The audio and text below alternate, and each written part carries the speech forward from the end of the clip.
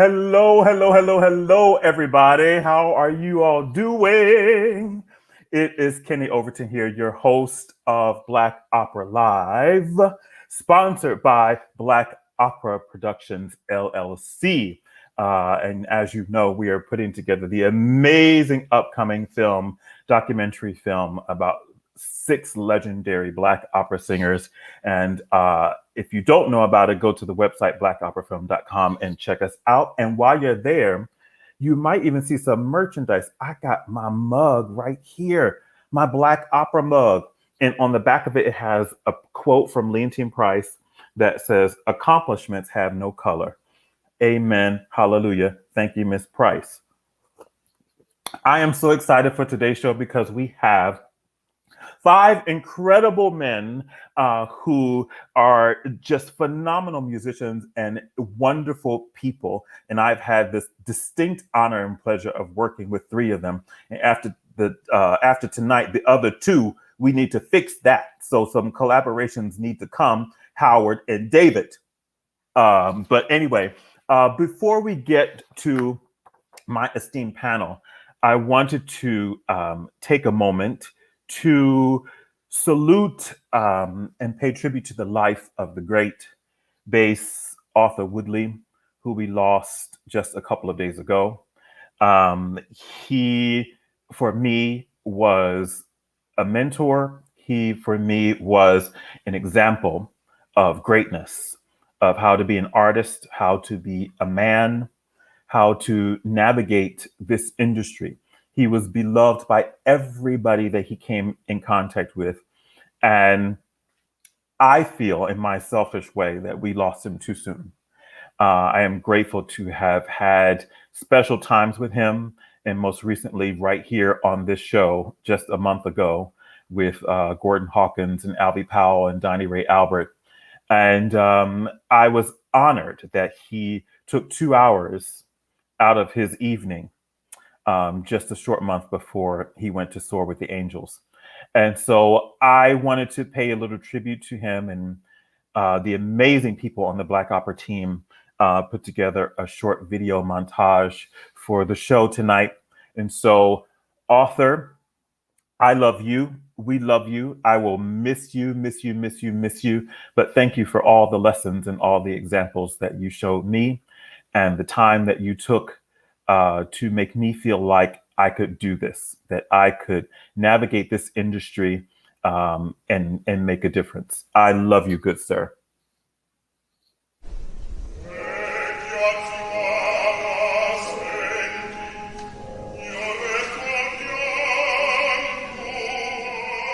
He has such a presence on stage. When he walks out, before he sings anything, you go, this guy is amazing.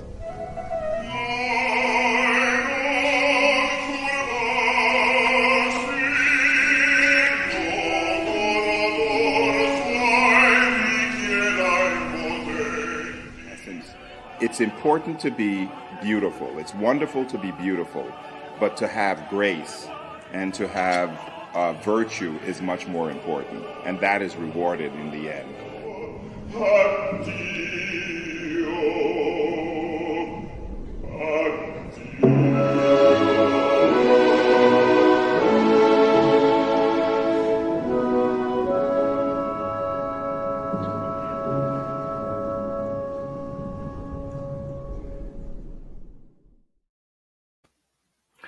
And thank you to my friend and director of the film, Black Opera, Jonathan Estabrooks, for putting that together for me on such short notice. It was quite beautiful. Thank you so much. Well, now on to the show. So our pianists, right? Our collaborative friends, our incredible musicians who sit at the 88s, they come into the studio and they play for our voice lessons, and they coach us, and they play for our recitals and our concerts, and they sit there for hours on end when we're in staging rehearsals for the opera, and when we rehearse scenes over and over again. They're right there to play, and they take notes for us and help us cross our T's and dot our I's. But often at the end of the night, it's the singers that get the applause. It's the singers that get all of the flowers thrown at our feet.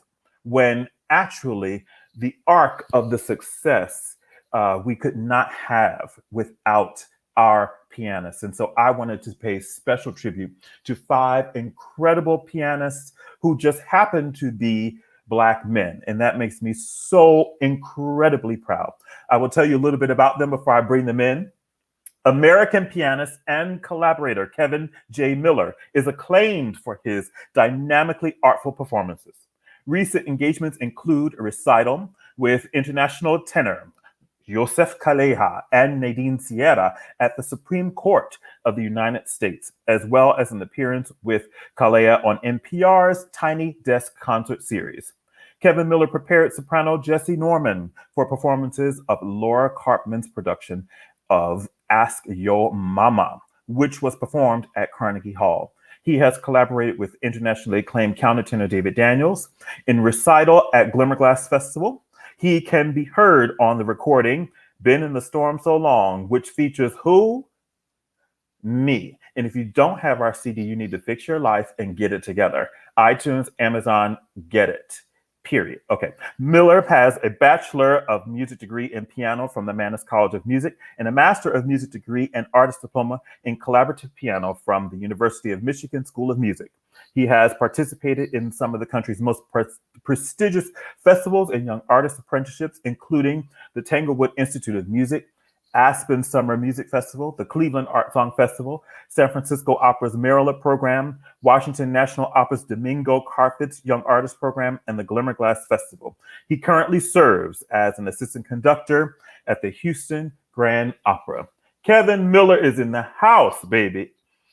David Anthony Lofton is a native Philadelphian, go Philly, and a graduate of the Curtis Institute of Music, where he studied piano accompanying with Dr. Vladimir Sokolov.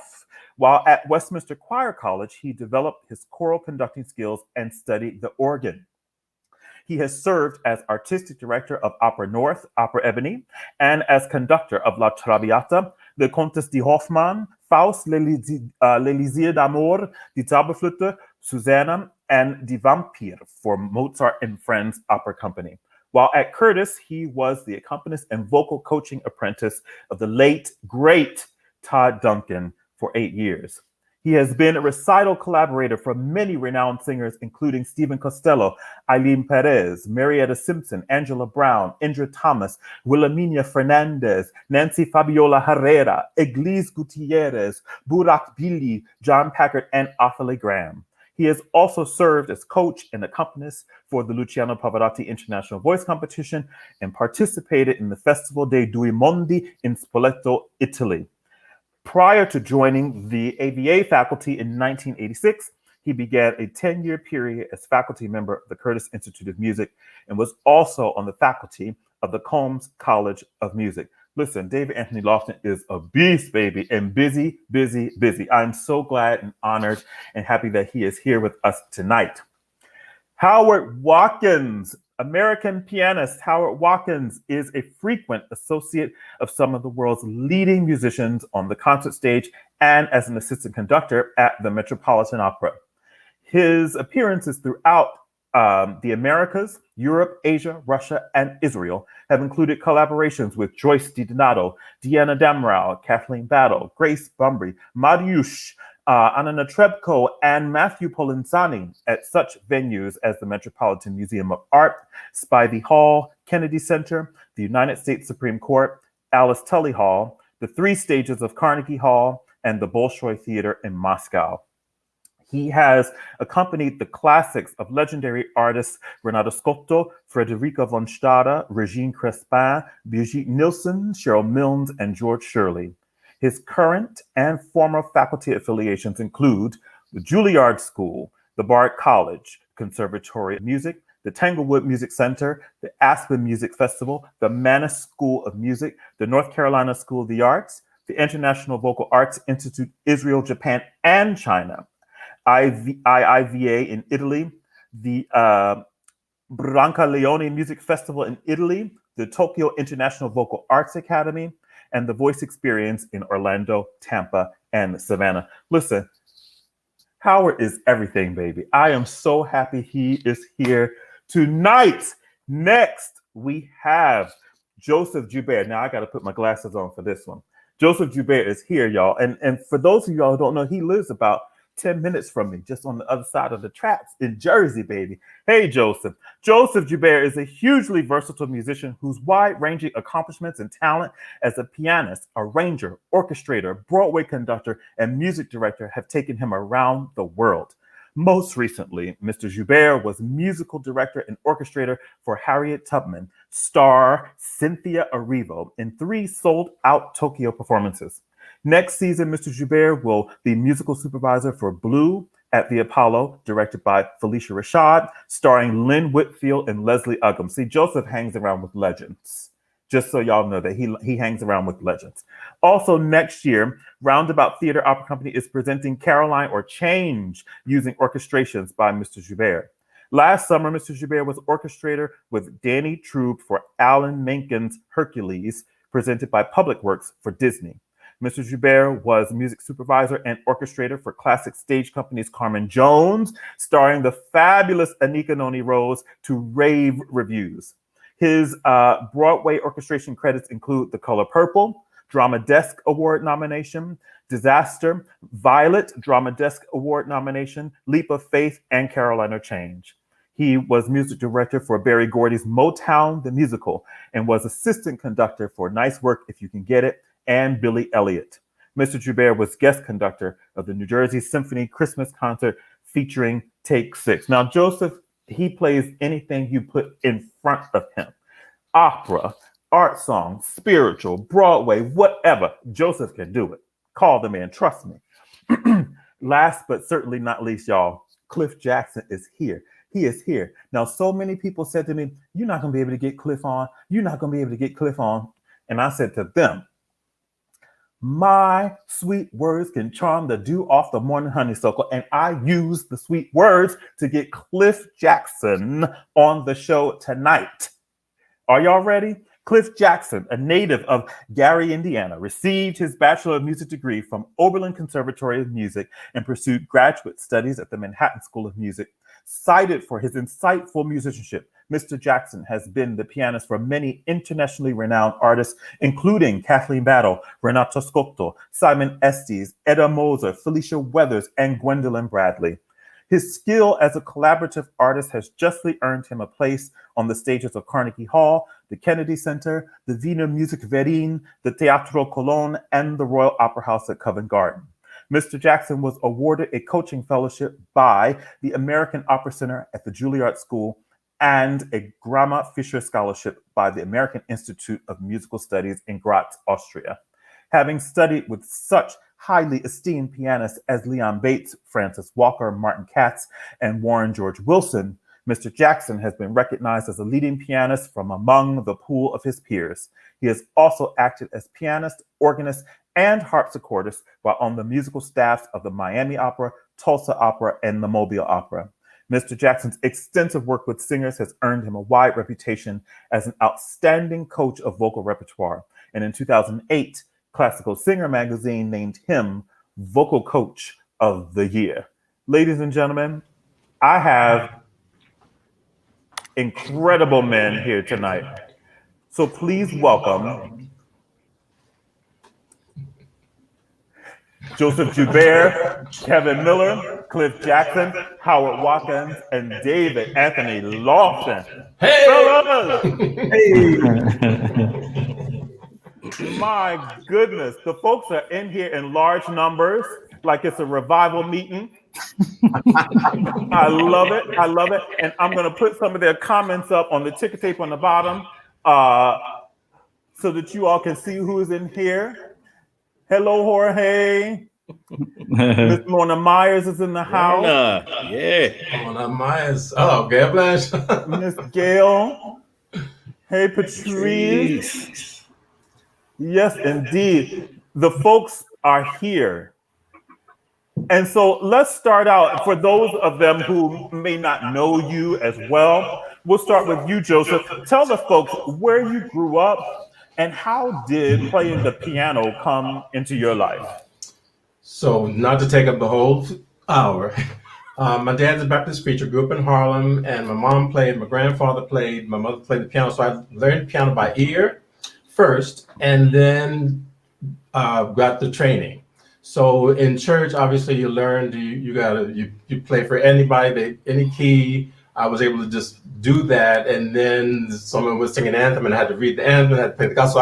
I grew up in this versatile surrounding. So that's what music was, in my life as a youngster. So that, then I went to Manhattan School of Music and got, degrees in piano performance. So I'm not really a studied accompanist. I accompany because I enjoy it.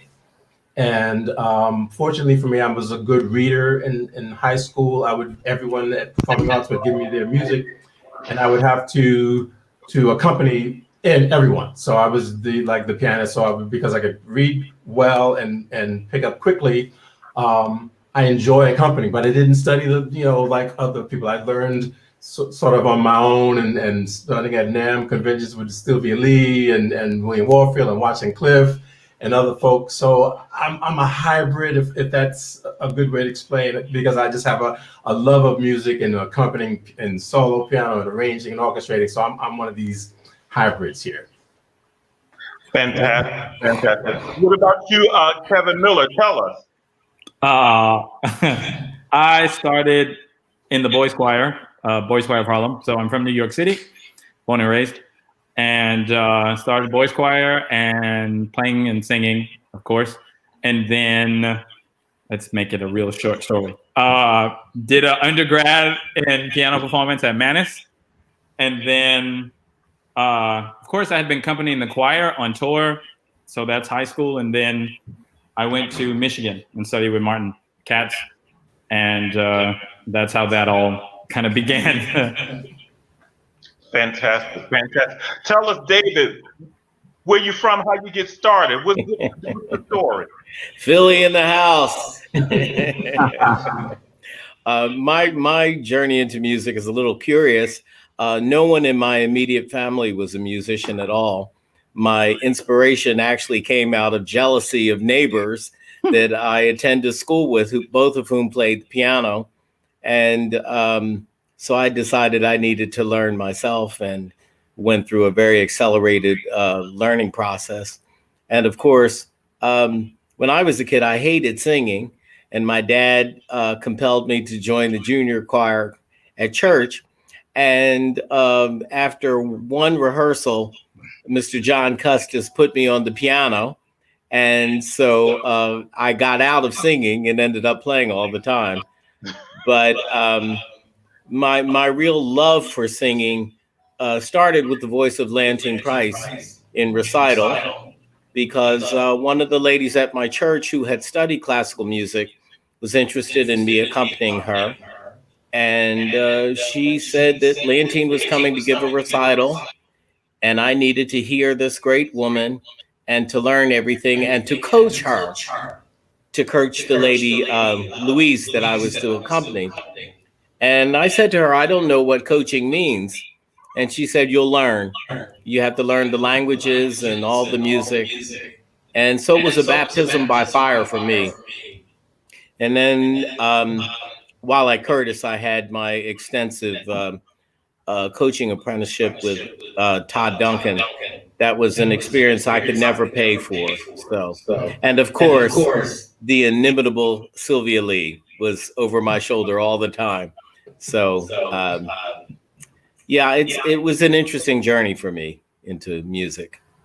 Fantastic, fantastic. What about you, Howard?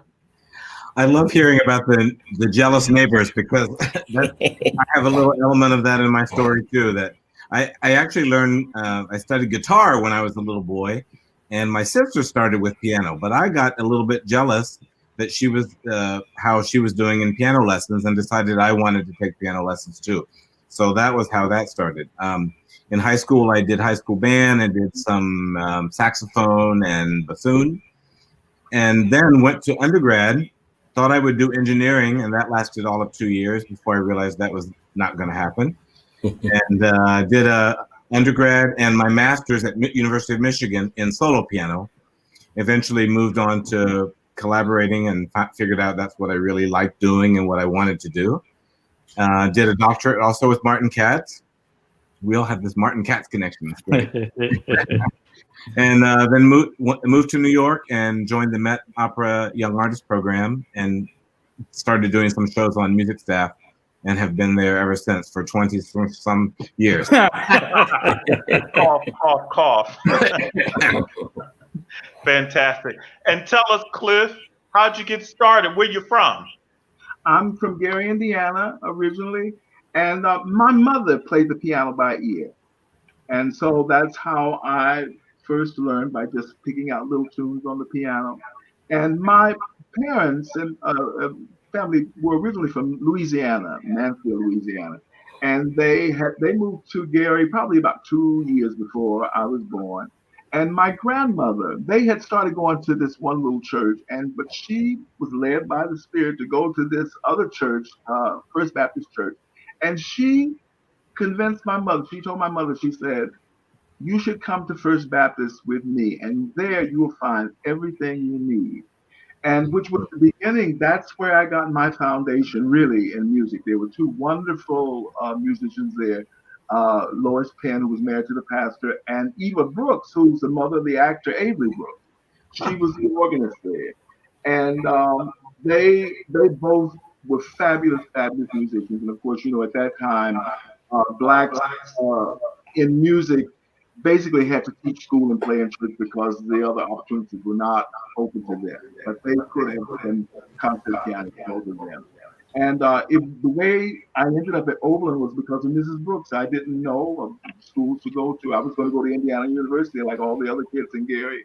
And she said that I should go to Oberlin.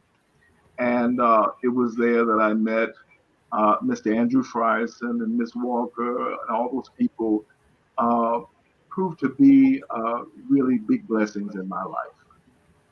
Fantastic. That is fantastic. Now, on this whole screen, you all span lots of generations and years. So let me ask you, Kevin, who are outside of present company were some of the pianists that you grew up admiring or aspiring to be like?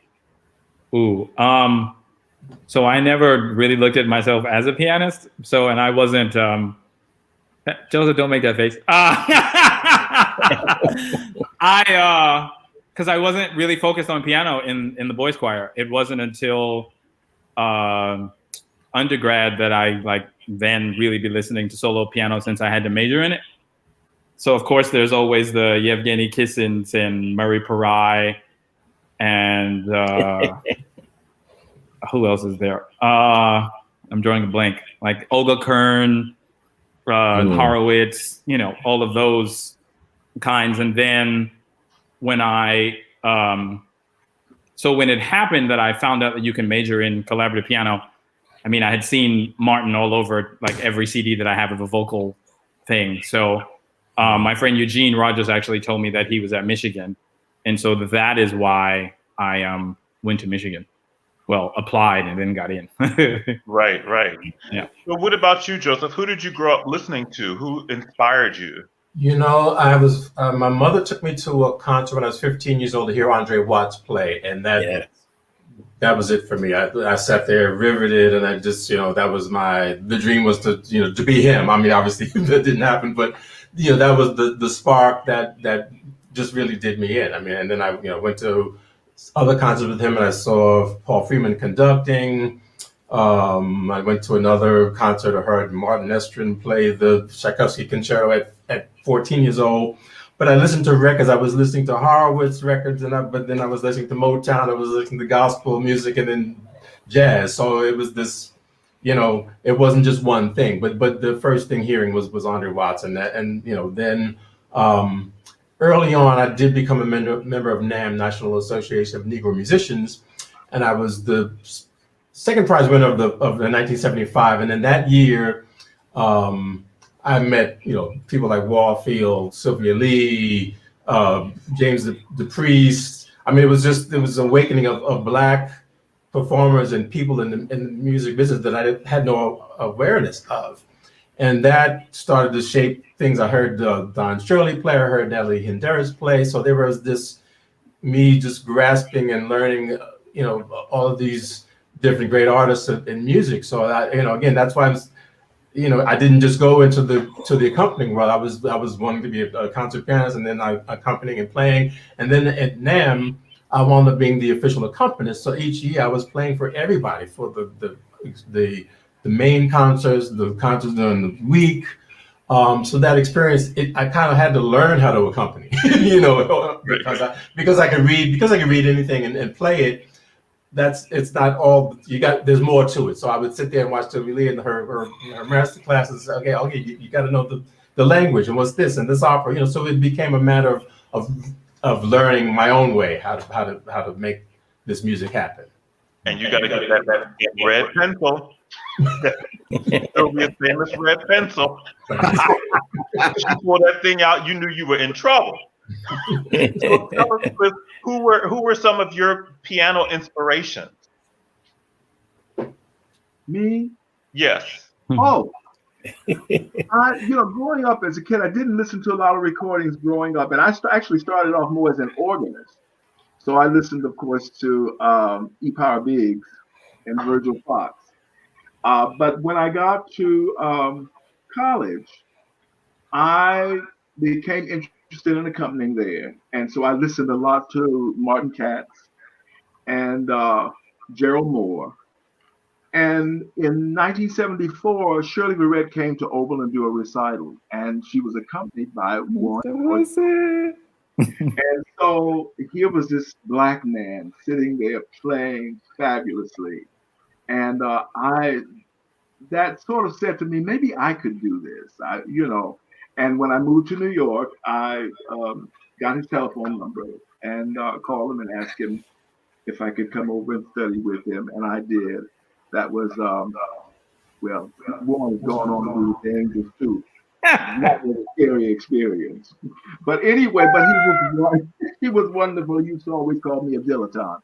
But anyway. But he was very honest with me. And I have to tell this funny story. I can tell it now. About a few years ago, I was really embarrassed about it. But I decided when I turned 32 that was my last year to enter the Tchaikovsky competition in Moscow.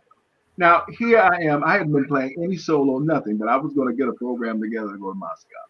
And somebody told Warren, and he called me on the phone. And first of all, after he stopped laughing, he said, you should have started working for the Tchaikovsky competition 10 years ago. And I said, well, I think it's a little late for that. Anyway, but I appreciate his honesty. He was the only one who really spoke honestly with me. I had a couple other teachers who said you should do it. I had no business going in there, and I pulled out. I didn't go. But Warren, I'm so grateful for his honesty. Sometimes he can be a little brutal, but he was an excellent teacher, and he was a fine musician. Yeah. I would piggyback. Oh, sorry. Yeah. What about you, Howard? I love listening to old piano recordings, and I mean, of course, Horowitz. I think all pianists have some moment of Horowitz worship. I mean, there's really kind of impossible not to. I liked Rubinstein somewhat. Really liked Richter a lot. Glenn Gould, crazy about Glenn Gould. Martha Argerich, of course. Yeah. But also older Alfred Cortot, big favorite. Dinu Lipati, I love. So yeah, I had a long period of time listening to that, and then as I got more into collaborating, of course, I became aware of these recordings of Martin Katz, and I knew him already. I had already met him from Michigan and taken some of his classes earlier, and so when it came time around doctoral time, and I thought I really want to work with this person, I had that opportunity come available. Now, Martin could be tough at times, but I'm thinking of that because you were talking about having these people in your life who are honest and can be brutal at times, but are honest. I wouldn't trade that for anything. I mean, that was one of the best things that ever happened to me in my life. If there were moments at first where I was like, I don't want to be yelled at, now I am incredibly appreciative of what that did for me, for my life. Absolutely. And what about you, Sir David? Well, like Joseph, one of my first influences in live performance was Andre Watts, seeing him at the Academy of Music and just being totally overwhelmed by what I saw.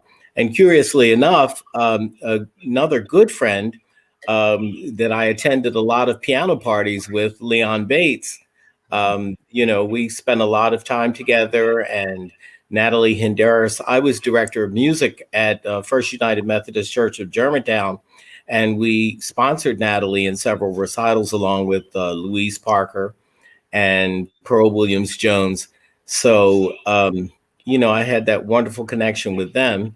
I also was fascinated with Virgil Fox because I thought he was just completely out of his mind and so committed to the music that you couldn't help but be interested in what he was doing. And of course, when Horowitz entered into my ears, that changed my whole spectrum of listening. So it's really something, having heard these people. I just consider myself very privileged to have heard them live, Horowitz live, Rubinstein, Richter, all of those great pianists. What can I say? It's just a blessing to have heard them all, and to have heard the singers as well that I heard live. And that list is quite extensive as well. I bet it is. So answer me this, fellas. When I was in college, which was not that long ago, so don't try it. The term collaborative pianist did not exist. It seems to me that that's sort of a fairly new sort of thing. So can you break down for me what you think a collaborative pianist is, as just opposed to being called somebody's accompanist or somebody's pianist? Like, what does that mean for you? Let's start with Howard. Well, I mean, even when I did my bachelor degree, that degree was called piano accompanying and chamber music at that time. I think now it's called collaborative piano. And I think the general idea is to establish that the pianist and the singer or whoever they're working with are a team, are co-equals in the music making. And so I think that's a great concept and a great idea. And I don't have any problem with it, but I also don't have any problem being called an accompanist because I know what I am. I am a person who is a co-equal with my singer or instrumentalist. Gotcha. Well, we have this is you all's first time on my show, but I carry receipts in my bag. And I like to show the folks, the audience out there listening, receipts about what my panelists are talking about. And so, Howard, after I listened to this clip, because I couldn't play all of it, after I listened to this clip, I just shook my head and just was like, how did he play that? How did he count that? How did he make that sound amazing? And so we'll talk a little bit about it after I play this. Now, for all y'all out there who have wigs, I will hold on to them.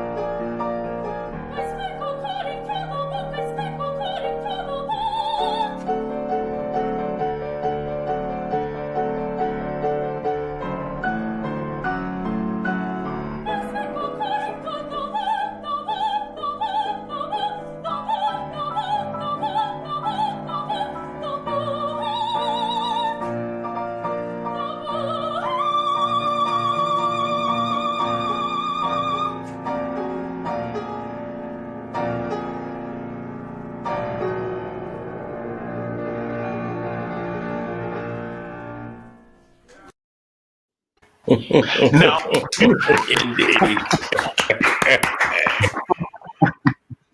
sir, I need you to explain yourself. Because listen, I have had the privilege of doing a John Adams opera, and for those of you who don't know, that was John Adams over there listening to his music being played. I have a couple of grays in my beard from working with John Adams. So, Howard, break it down for us. How do you approach playing a piece like that for yourself, and then assisting or helping or collaborating with the singer that also has an incredibly difficult job? Well, for me personally, in a piece like that, first of all, that performance is at the end, towards the end of a whole rehearsal period. So we had already been rehearsing every day, hours and hours with John Adams. So in a way, yes, it's a little bit scary that the composer is sitting there, but on the other hand, I'd been around him for hours and hours and hours every day for weeks. So it was okay. And he was the one conducting the performances. So look, the main thing is that you have to get it so that the rhythm, and that you understand the rhythm of it as second nature, so that you're not sitting there trying to count at the same moment that you want to support your singer and make the music happen. That's the main thing I would say. Just get that rhythm in your bones. And how long did that take you to get it up like that? Well, From the time you received the score in your hand until that point? I consider myself a pretty quick learner, to be honest. But I would say that piece was a good 3-4 months of work. Mercy. But that, I don't mean just that aria. I'm talking about the whole opera, Nixon in China. So, yeah. Amazing. I was sweating listening and watching that. I was sweating in here. And I'm like, what am I nervous for? I don't have to do that. Well, for me, we all know that we respond to our artists, and that singer, the way she just throws herself into that and is like a little beast, just got me all excited. Ken Kellogg, you're an idiot. I love you. I just love you. Now, Joseph, tell me about your collaborations, because you collaborate with so many different people across so many different genres. What is that like for you? It keeps me on my toes. It's actually, sometimes it's tricky, to go from playing for, a classical singer and then jumping to doing some pop and doing some Broadway. So, I just have to keep my craft up to snuff. Early on, I had a great experience when I was in college. I had a singer named Gail Palmer Archer she did a concert at Carnegie Recital Hall and at Alice Tully. So I had to learn these. It was arias and it was Schubert stuff, and then she did some jazz. And I got a little review from the Times, and this was back when I was maybe 20, in my early 20s. So I had that experience. And then I was doing R&B recording and pop stuff. And then I toured with Judy Collins for 5 years as her MD, which is a whole nother thing. She's singing with orchestras and she's singing art songs in a different way, and then having, I think my most exciting collaboration was with Esther Hines. I worked with Esther many years, and we traveled and did many concerts. I would, to play the 4 last songs of Strauss with Esther. that's just like a dream, So it was, with something like that, I'd have to learn this music and be prepared. And then, like I said, jump into another hat and play, a pop thing or something else. So it's tricky, but if I can do it, I'm happy to be able to do that. I guess, that it's just a matter of having, I think the grounding is the piano technique is the most important thing of all, that you can play anything if your technique is okay. Fantastic. Well, this receipt that I have from you was actually a concert that I was on, and we did something together, but I chose not to play ours. I didn't want to be selfish and hog all the attention. But I also want to talk to you about, because this has 2 singers in it, and it sort of has some maybe 2 moments, and I want you to talk about that after we hear this performance. Okay.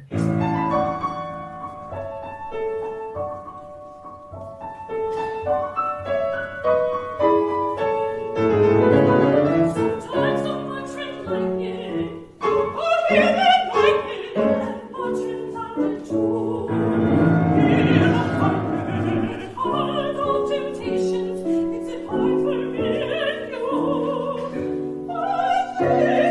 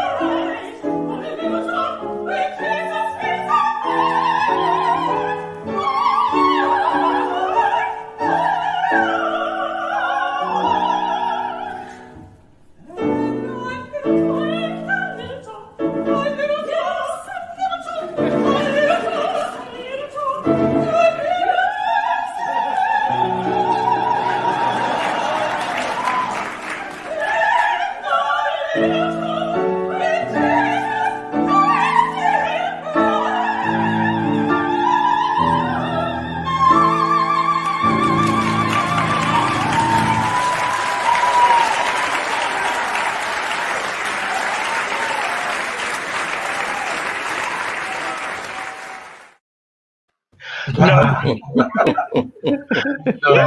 was so much fun, but you had a very full plate because you played for about 25 of us. The fun thing with that was, to know the composers that was I knew Roland and and Lena McLean and Jackie Hairston. So I think I had that was a Roland Carter piece, and I knew he was sitting there, so I knew I would play his notes right. Roland is a mentor. I've known Roland since 1975. So I mean, that's a lot of years. You weren't even born, Kevin. So for me, again, the collaborative part of it is to know the piece, to know what juice to bring out of it. Yes. To know how to balance that. Did you notice that piano was closed, whereas Howard's piano was completely open, which was it. So I'm just saying, there's a way that you have to balance. So I mean, the thing is, if it were open, I would have to play a certain way and not be too heavy. So again, you're talking about balance. The rhythmic quality of a piece, and by not being in the literature that we would have studied in class, this is something new I had to learn in like a couple of weeks. One piece of other pieces, so it just, for me, it was fun, and then just the collaborative act. Again, Dr. Louise Toppin is no joke, and Makita Lister. I mean, you're talking these are divas. I mean, major. So it's just a matter of keeping up with them. You know what I'm saying? So it was fun. It was big fun for me to do. Absolutely. Now, Kevin. You playing a lot for everybody these days. I try not to get upset because I know I have to share. But talk to me about your how you approach collaborating with all of the different singers that you have to collaborate with. I mean, most of them I know on a very personal level, so it's really easy. They're used to me, singing and playing really louder than they are, sometimes. So that's always fun. I don't know. It's just, I just go into it like, I always say we're not trying to cure cancer, so we just should have fun and laugh and joke and make music too, And then, the serious thing happens when it's time to nitpick and do those kind of things. But, I just like to have fun when I'm doing it. Well, let me know after this if this was fun with the great, the one and only John Holiday. Catch this.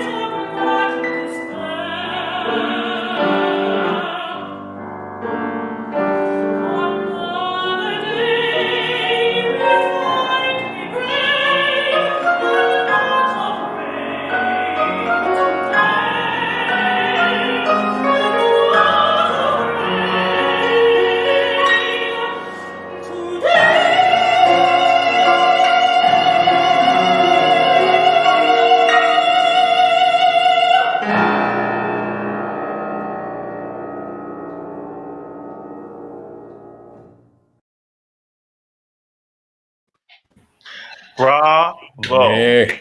Bravo. And that, of course, was Night Song by the great H. Leslie Adams, one of my absolute favorite composers ever. So yes, Kevin, that was beautiful, and I don't know why you gave me such a hard time talking about you don't like nothing that you got out there, but that was fantastic.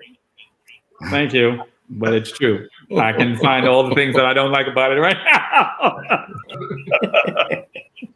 That was fantastic. So, David, tell us, what is your collaborative experience like? Because you also do a lot of different genres of music as well, and have to collaborate with different types of artists.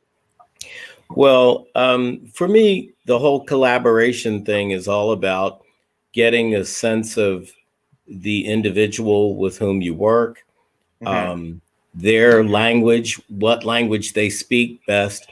You know, I'm coaching on a daily basis, and because of the background of the different singers, each of them has a vocabulary that sits well with them. Some are more inclined towards imagery, some are inclined towards technical approaches, and I've been lucky in my training to have been cued into all of these different things and being able to simply quickly make an adjustment with, you know, where the singer's mind is. I've always said that I should be given an honorary doctorate in psychology because of my work with singers. But watch it. But you know, I've had the privilege, particularly at Curtis, of playing an incredible amount of chamber music and bridging that connection between working with instrumentalists as well as working with singers. It's been very challenging, but it's always a learning process. And I love singing, contrary to what I did as a child. And so my adoration for good singing just compels me to give the best that I can and to get the best out of the singers in particular with whom I work. Well, you got something out of this particular singer, and I'm so glad you sent me this clip. And I want the audience out there to know that I didn't choose these clips. And just because this clip happens to be with my good sister girlfriend, Karen Flack, I did not choose this. This came to me like a little blessing. So, but thank you, David, for sharing this clip.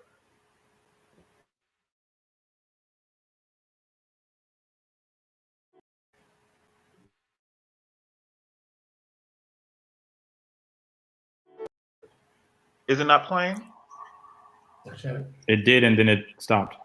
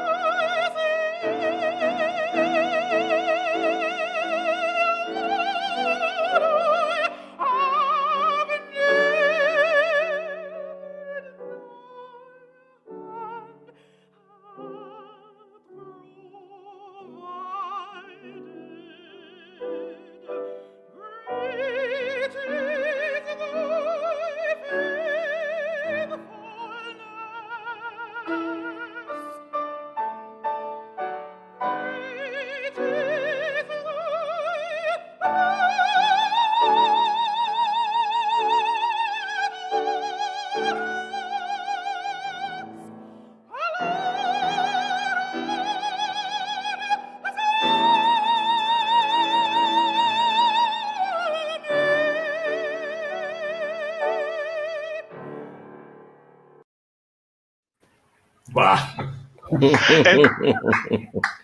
And y'all did that, what, a week or so ago?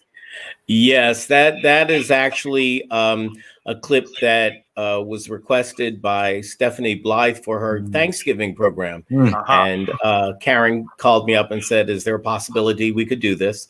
And we were lucky enough to be able to do it at the church where I'm music director at St. Paul's in Elkins Park.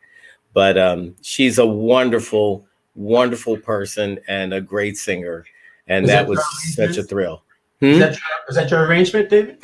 No. We actually doctored up another arrangement, and we looked at several of them.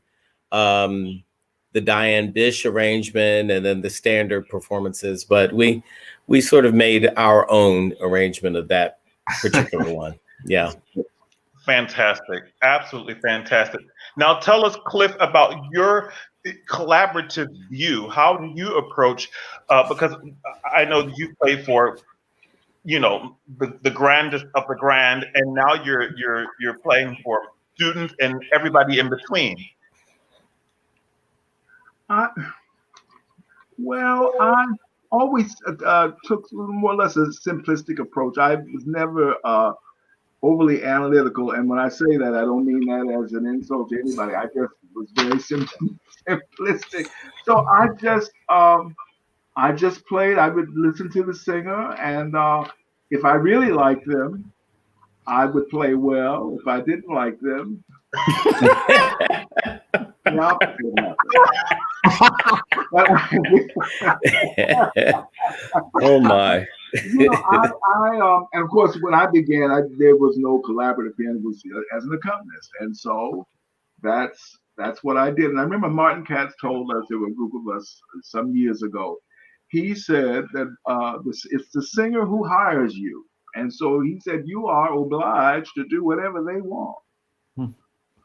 He said because they hire you. If they want a certain tempo or something, now if it's something unreasonable, then then you don't do it. But I just kind of followed my heart as far as working with singers. Yeah. And if it was somebody that I didn't feel like I could work with again, I didn't do it. I know that's right. Oh. I know that's right. That's how you. Who has time for that? Nobody. Indeed. Nobody. Now, Cliff. Now, Cliff. Oh, go ahead. This clip that you sent to me, I was blown away by it. Not only because you play so brilliantly, but because who you're collaborating with, and that is the one and only Ben Holt, who is by far one of my favorite voices ever in the world. And so after we listen to it, I want you to tell us about that experience of working with him and where this performance was and what else was on the program. But this is Chanson à boire from Ravel's Don Quixote.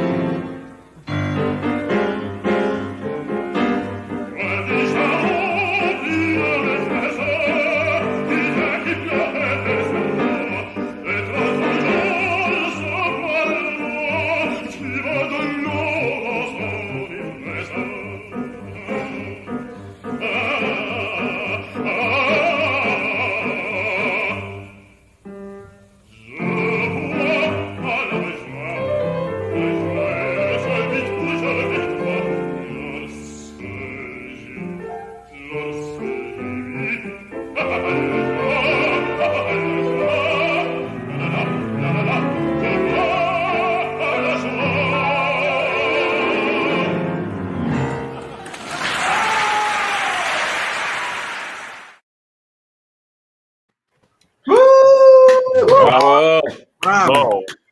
Oh my God. I don't think no offense, but I don't think I've heard that thing played better than that. Well, thank you. I wanted to send this because I felt like I did some of my best playing with Ben. We just had And why is that? Why do you feel that?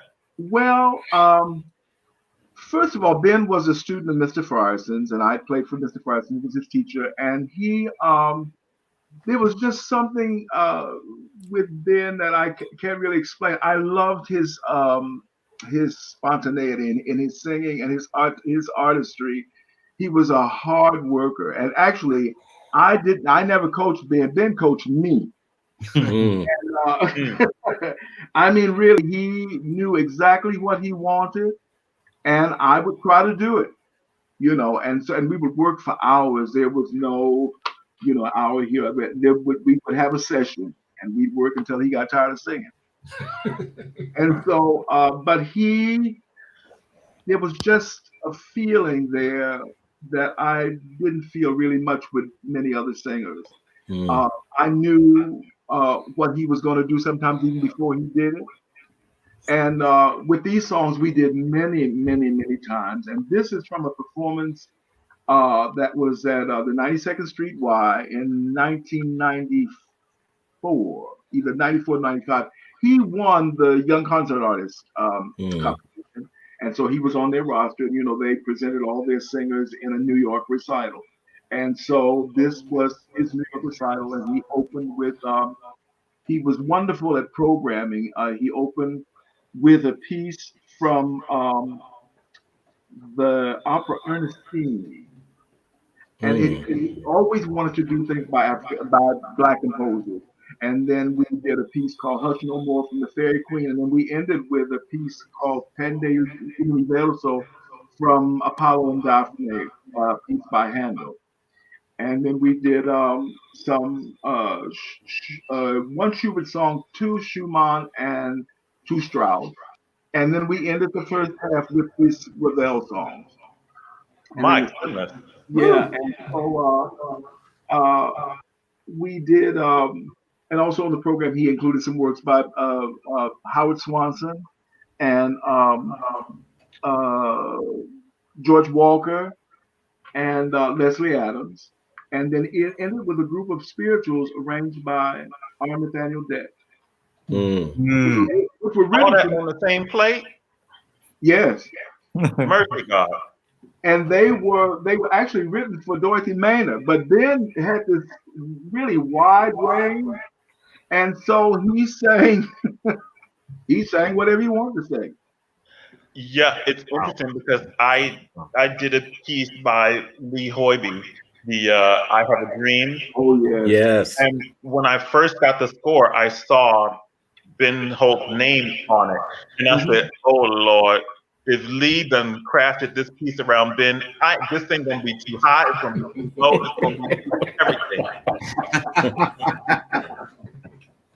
And it's just so fantastic. He is a true gem and gone much, much, much too soon. And I am so grateful you shared that with us.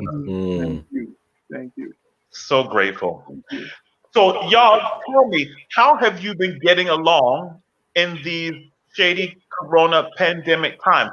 How have you been continuing to play? What have you been playing? And those of you who are in the school situation, how are the school folks handling all of this? Take it, David. Well, of course, at the Academy of Vocal Arts, we shut down normal procedures in March. I was that very weekend preparing to conduct Jubilate, the sacred music concert that we do every year with orchestra.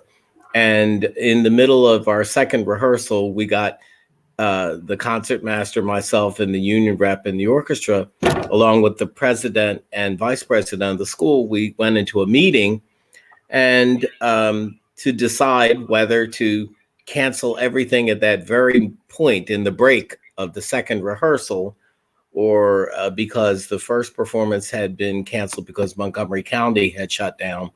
And it was imminent that the second performance, which was in Philadelphia, was going to be canceled also. But fortunately, we were able to simply use the Friday rehearsal time to actually record the performance at the Academy of Vocal Arts and to do our broadcast during the Easter season. But school then formally shut down. We have commenced again as of September, after many, many meetings and procedural things. We had a whole COVID-19 task force that was assembled of lawyers and doctors and what have you. And each of our studios has ultraviolet air filters, plexiglass shields. Everyone is temperature checked upon entering the building, hand sanitizers. One hallway goes in one direction and stairwells are directional. So, and there's a limit to the number of people that are allowed into any studio. And we've only used the largest studios in AVA. So up until this very weekend, we have continued to function both in person as well as virtually online. Each of us has a full setup of sound jack and Jitsi and that sort of thing, which we've been using for virtual coachings. And just this very weekend, we've had to go to all online for a period of time. But I've been working consistently. I guess I should consider myself very fortunate. And the church where I'm music director, all of our services have been by way of Zoom since March, but I elected to go into the actual church sanctuary with one soloist and do live music during the Zoom service. So I've been keeping busy. I didn't take a vacation this year at all. And so I'm very fortunate that things have kept right on rolling on, even though it all feels very surreal right now. Well, Kevin, how do you get out of the singers, which you would normally get in this new electronic virtual Zoom land that we're in? Well, I've been fortunate too, because we at HGO, we're going into the building. So we have the plexiglass and we get tested weekly. So I'm able still to do the, scream a little farther across the room, but I can still get the same thing. Virtually, because I'm on faculty also at Lawrence University now in Wisconsin. So that is a little harder trying to coach an opera with 3 people actually in the building in Wisconsin, and then one is virtual at her house. So that's also very difficult. A lot of it's just playing ahead of the beat and being okay with it, since we don't use sound jack yet. So that's always, I think that was a hard thing to do in the very beginning, but now I'm kind of used to it. And at a time, I start doing things a cappella. I'll play it through or try to record. What I've been doing is sending a track. I'll record a track, a pre-recorded thing, and then of course that needs to be changed. That's how we did this summer at Glimmerglass, because I was still doing a lot of coachings on the opera and things like that. And we would pre-record tracks each week for singers and then coach them with those tracks from other colleagues. And of course, if you find that, they need a little bit more time or a space like that, then we can just re-record it and then send it to them and hope that works. Obviously, of course, that runs into the issue when, each day, how it is, the singer feels different each day. So they may need to do something different. But, they have to make do with what we put down. See, everybody knows how shady Kevin is. Everyone knows. So how about you, Howard? What are these Corona times looking like for you? To be honest, I feel like I've never been busier. I mean, it all started, I think, in middle of March. I was preparing the Opera Verter, And the day before the dress rehearsal, I got a text from my colleague that said, "It's all over, everything's shut down." So we all, that exact moment, stopped rehearsal, left the building, and I haven't been in the Met Opera since, I think that was March 11th or 12th. Wow. And literally haven't walked in the building. I probably still have things in my locker. That weekend, Joyce DiDonato was the Charlotte, and she had the idea of, let's just do a kind of excerpts of Werther from her apartment. So we did that as a Facebook broadcast, and it was actually widely watched and widely received. And it was great that happened at the beginning for me, because it got the idea in my head of how important all of this is for everybody, what we do, and that people really want to stay connected to it. So since then, I've done zillions of tracks, of course, sending tracks to singers, a lot of coaching with Juilliard students, coaching with, I joined faculty at Bard College Conservatory. And so I do one remote day and one day in person. I have to certify online that I'm COVID-free.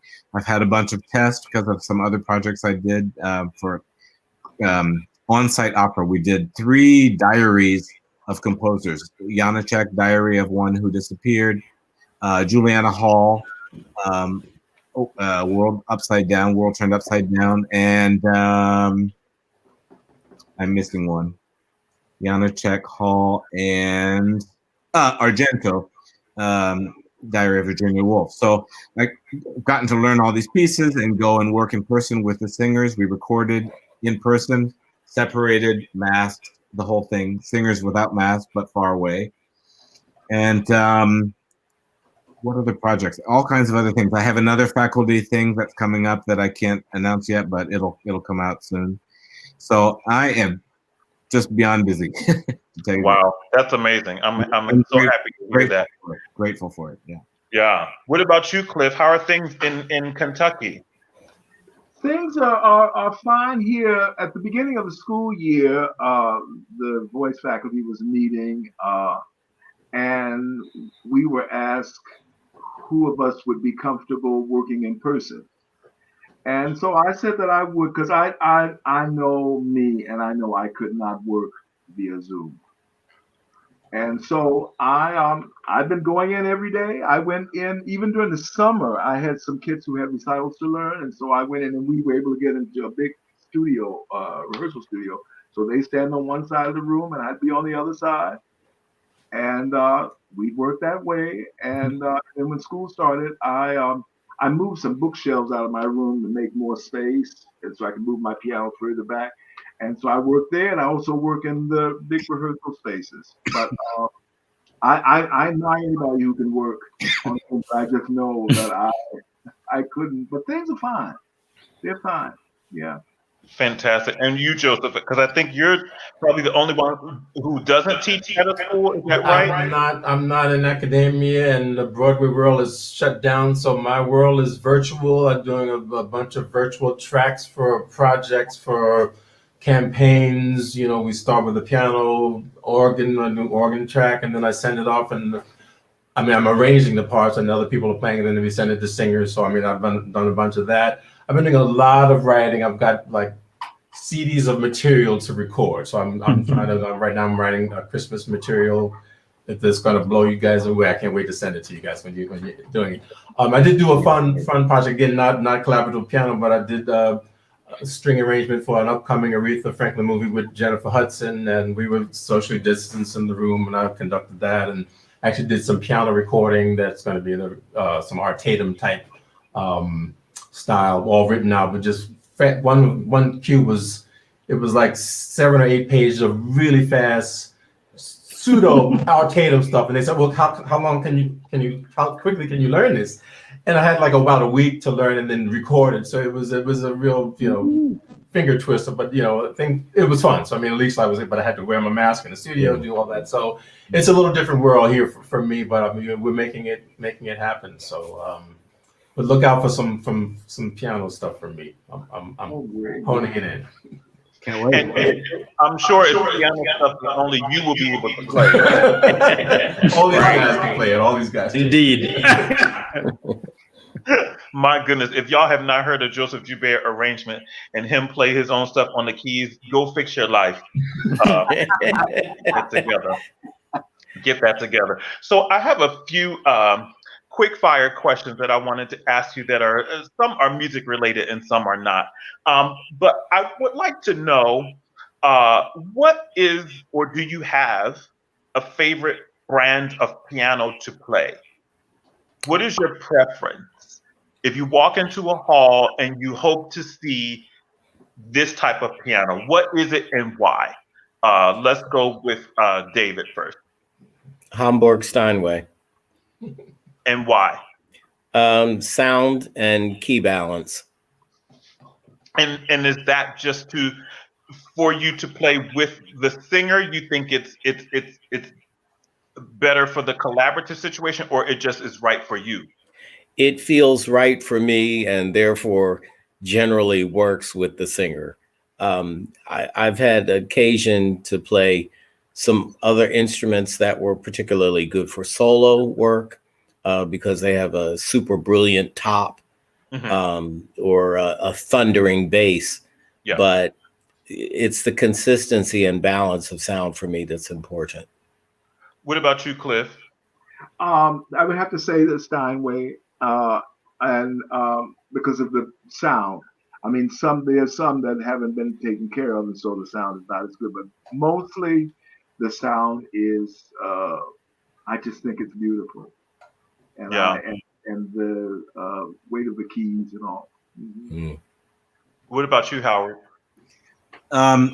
I say a Steinway with the one caveat that it depends a little bit on how much time I have before the performance. If I have a few hours and I get to practice on it, then I can find my sound, and so that's fine. If I don't have enough time, if it's kind of we're going to try the piano and then the concert's in an hour or something, then I would hope that it's like a Yamaha or something like that. That's pretty much, it's going to be what it's going to be from the beginning. So can you explain to me, because it piqued my interest when you said find your sound. What does that mean to a pianist? What is that? Because of course it's very obvious for singers, we all have blatantly different sounds. But when you say your sound on the piano, what does that mean? Well, I guess what I'm talking about is I'm comfortable. I'm able to make the colors that I conceive and that I imagine I would like to hear when I'm playing. And when it's a Steinway, I find that when I first sit down, feels a little thick, and I can't usually quite get the sounds, and I can't get the control. So then that gets in my way, makes me a little tense.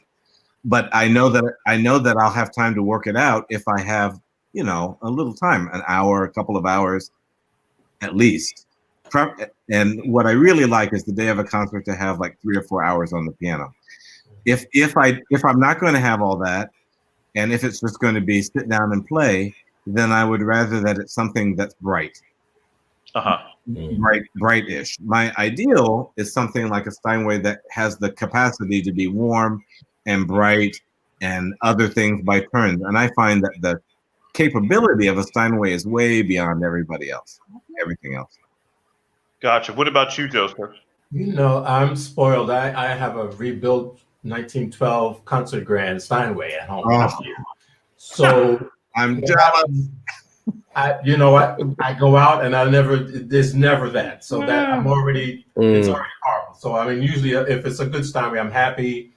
And I've played some wonderful Yamahas too. It's a good Steinway Yamaha, but generally I can't get what I get here at home. I mean, so it's always a question of, what's the piano going to be like, and what's the sound, what's the voicing, what's the touch.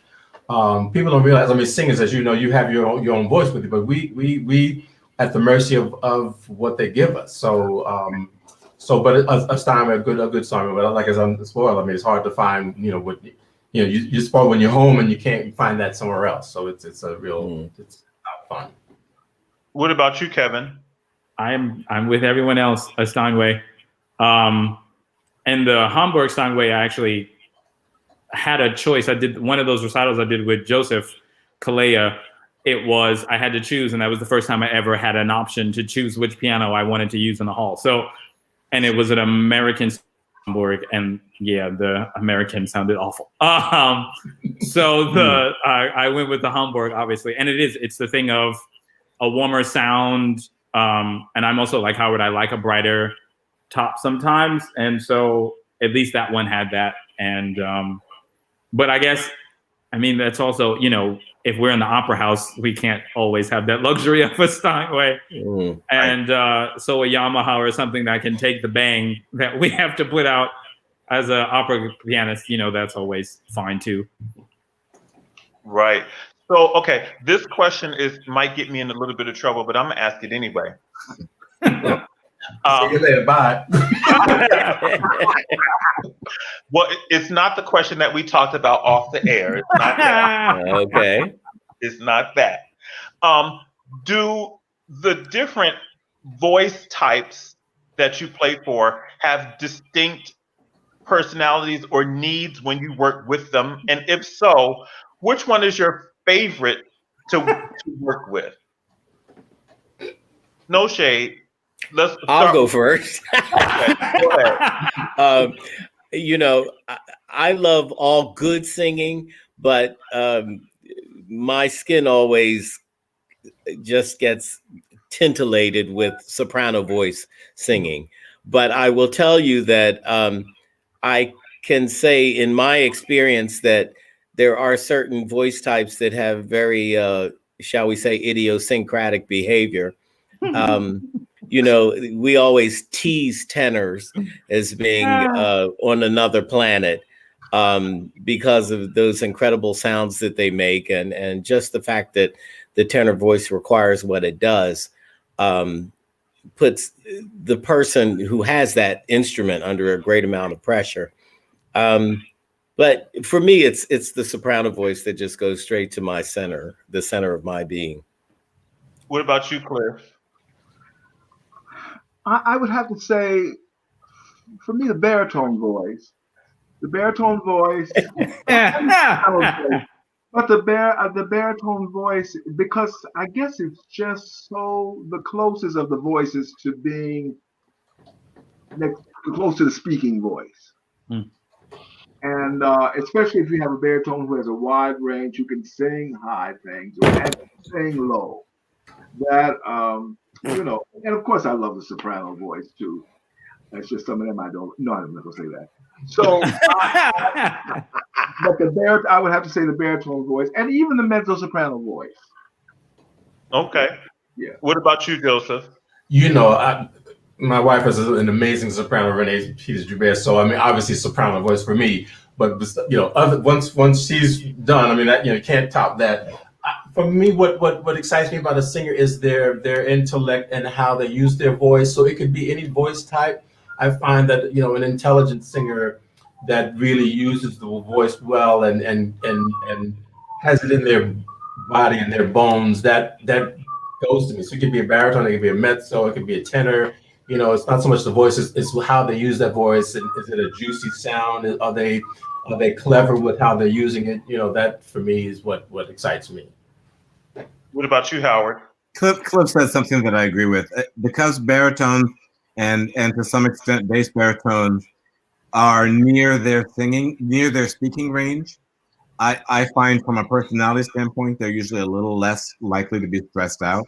Mm-hmm. So, they're a little more relaxed. Tenors and sopranos, these are wide generalizations, and I love everybody, all my friends out there, don't hate me now. But, sopranos and tenors have the issue of having to worry about high notes. And so there's more likely to be what we call idiosyncratic behavior can creep in. They have more stresses. It has a bit more of a circus element.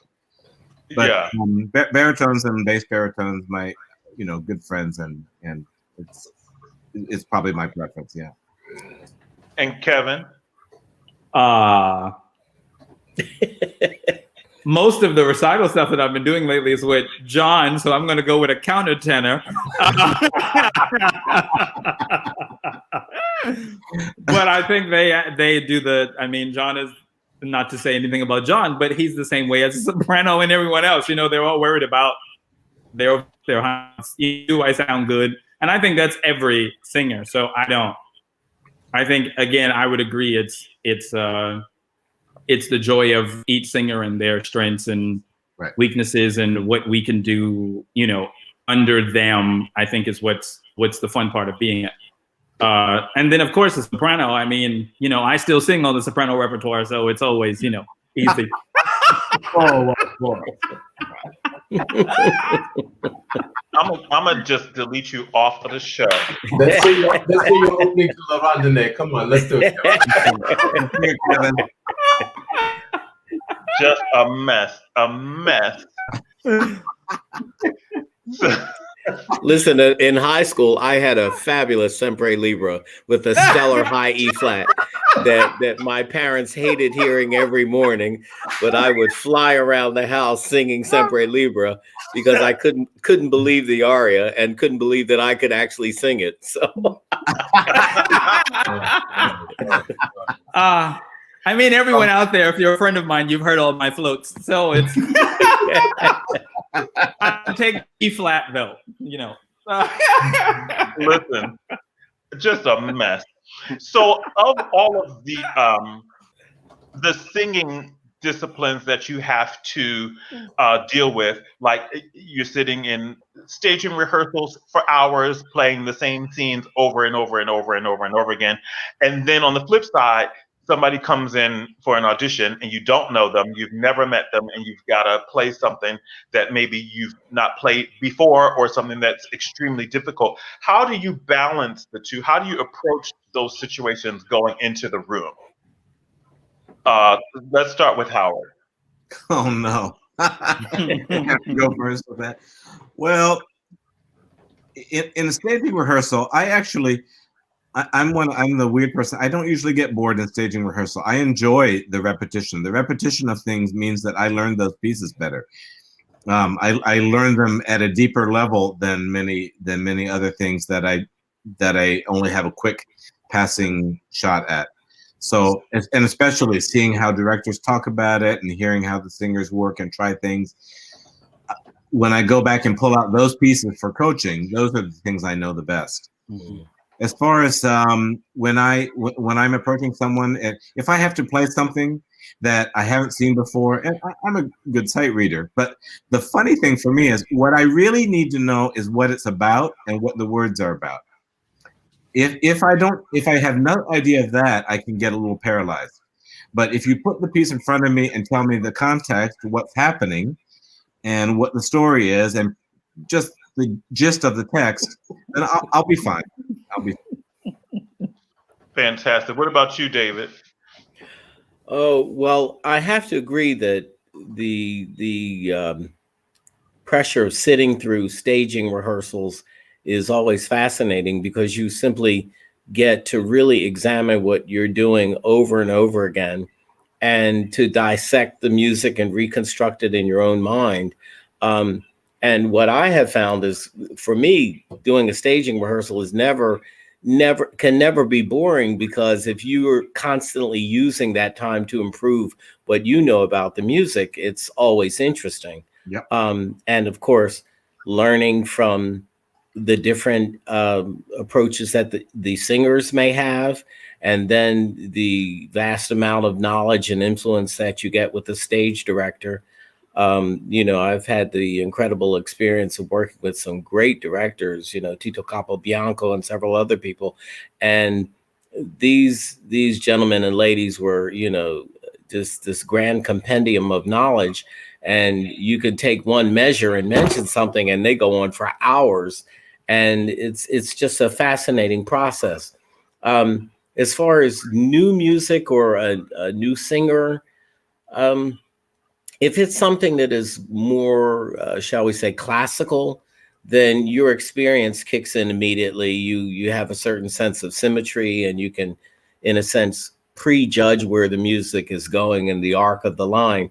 If it's something that's really crazily contemporary, then your eyes have to be wide open, and you have to make very quick judgments on what you can really play and how to try to make it musical, and to be sure that you're somehow coming up with somewhat of a cohesive interpretation and collaboration with the other performing artists.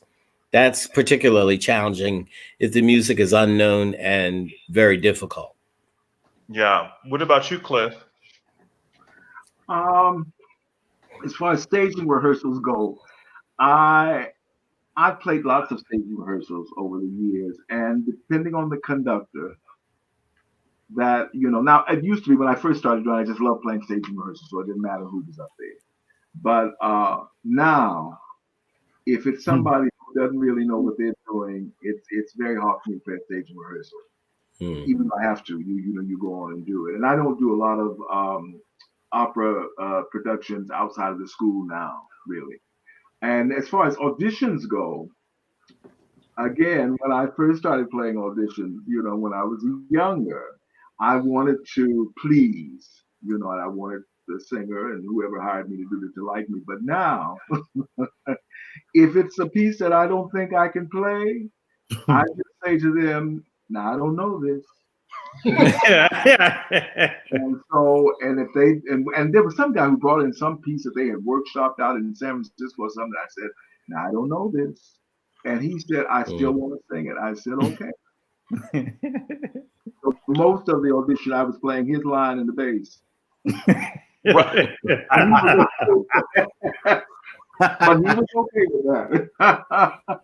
I know that's right. Just give me a tonal center, please. A tonal center. What about you, Joseph? It sort of doesn't apply. Unfortunately, it doesn't apply to me so much. I guess, way back. I say way back. I was the rehearsal pianist for at the Met for Porgy and Bess, and people don't realize how difficult that score is. That it's treacherous. And I had like a few days to learn it because of I forget what happened at the time. At the Met. So my stress was having to learn it so quickly, and then working with a conductor. And this wasn't James Levine; it was Robert Dior, and I was more stressed out of watching his beat and how he was going to do, let's say, if you're doing so what is my prep? So I was more nervous about that kind of work, but I wasn't so nervous about the playing. But in terms of rehearsals, let's say I did when I was supervising Carmen Jones with Anika and John Doyle directing for the Classic Stage Company 2 years ago. I was more stressed out because I had to control the other pianists and then making sure the singers were prepped so that when John Doyle was ready to direct, that he wouldn't look at me and say, things aren't right. So I get more stressed out about the technical things. But if I'm accompanying or playing for a singer or an audition or something, my stress is if I don't know the piece, I'm trying to look at it real fast and say, okay, what is this piece? And again, what I think it was Howard saying. What is it about? What am I playing about? So it's not so much the notes, but where is this? And is there a retard? Is there something in the lyric that is going to detail something that I should know ahead of time so I don't get the singer messed up? Because I'm always trying to be really set to accompany the singer. So yeah. What about you, Kevin? For me, sometimes I do get bored in staging rehearsals. I'm not gonna lie about it. And how I have to entertain myself is tracking another line and singing another line as we do the staging, right? Or start thinking of ways that they could do it differently or something like that, because, sometimes we have directors who, like to do some weird things, and it may not agree with what I have in my head, so it's like, okay, so then I have to kind of tune that out. So then I might get bored. I can't say that happens all the time, but it happens enough. And then with sight reading in an audition or something like that, if I don't know it, I clearly just say to the singer, "I'll meet you at the end. I'll meet you at the double bar line." Yeah. It's like, I'm sorry, I guess I'll be there, because we're all focused on what the singer's doing. We're breathing with them. Even if we don't know it, we're just ready, our antennas go up and something is about to happen. So, we just need to be there. But sometimes it is just, I like to say rhythm and color. You put the pedal down and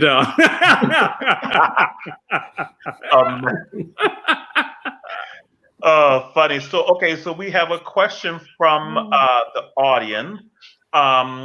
We would like to know what each of you listens to that would surprise the other panelists. Like, what is on your iPod? What are you listening to that's not your work? Let's start with Cliff. I listen to Richard Smallwood. Amen. No.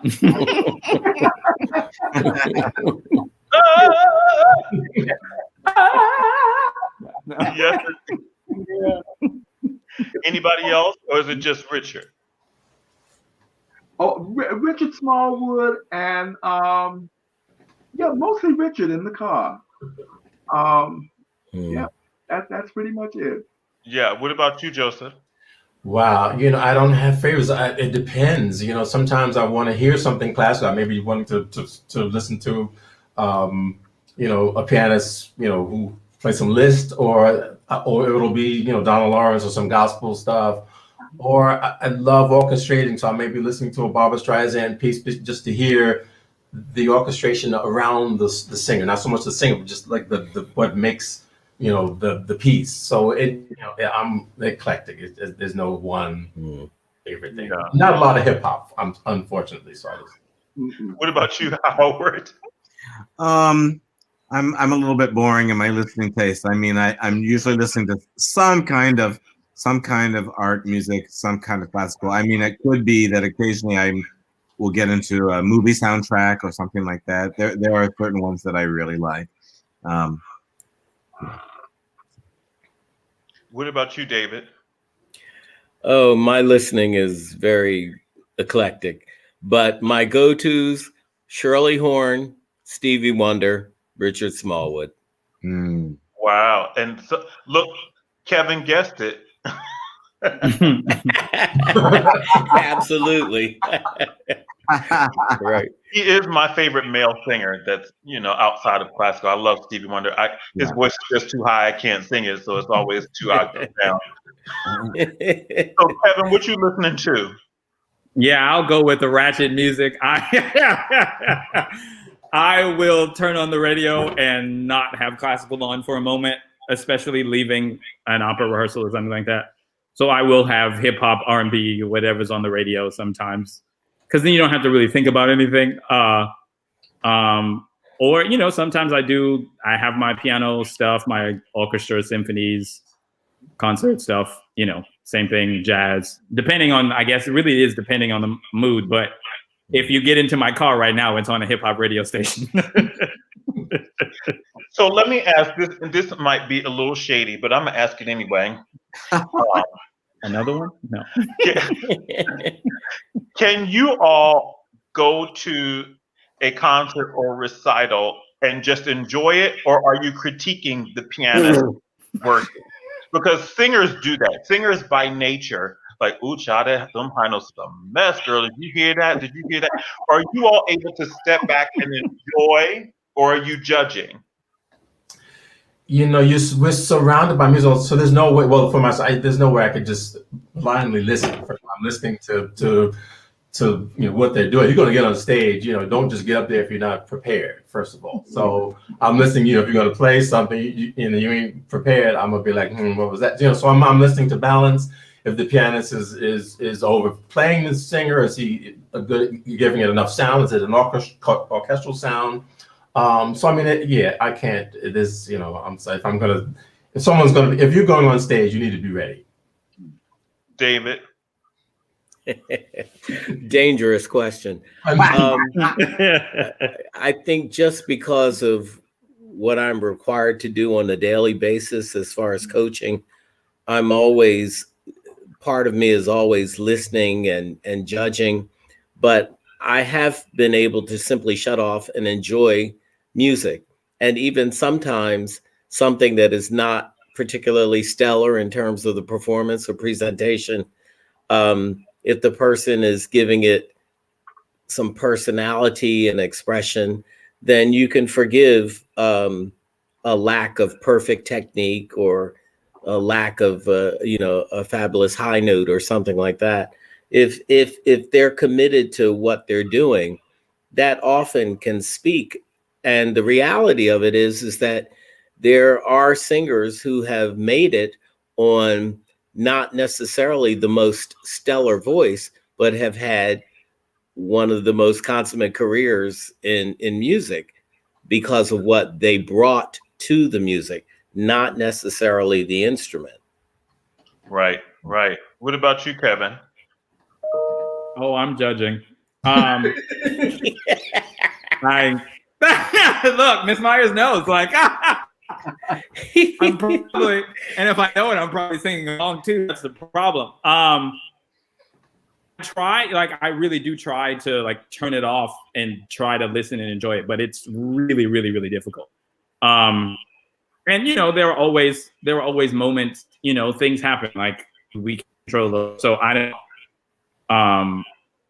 I guess I don't criticize if the pianist is messing up, you know, or plays a wrong note or something like that. Like it's live performance, it happens, and I do it all the time. So I don't really care about that. For me, it's of course the interpretation and what they're doing with the singer and things like that. So if they like let the singer or didn't breathe with the singer, then I'm really furious because it's like, well, what are you doing up there, you know?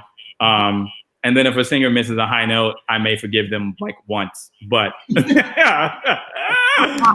like, okay, maybe once, twice, you know, 3 times, you're dead to me. You know, What about you, Cliff? Years ago, I had a friend, God rest his soul, he told me that I didn't listen critically enough. Because I just sort of went, if I went to a concert, I just enjoyed, you know, the concert. Yeah. But over the years, I try to go with the, you know, and be positive about everything, but it's just really hard now. But most concerts I go to, and most of the concerts I go to are student recitals. Now, I don't really hear that many live professional concerts.